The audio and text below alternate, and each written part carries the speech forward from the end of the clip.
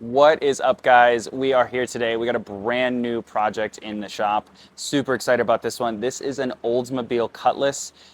It is an absolutely beautiful vehicle. So the customer actually just picked this up from an engine rebuild, new upholstery, paint, the whole 9 yards on that.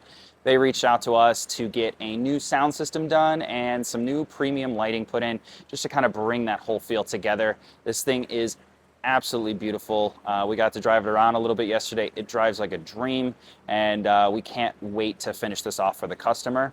So we're going to be doing a nice trunk setup. It is a completely bone stock empty trunk, so we have a nice template to start with back there. We are going to be doing a little bit more toned down feel with the build on this compared to what we've done in the past with some of our vehicles, as we're not really going for a crazy showpiece on this, but we want to stay with kind of that classic car vibe.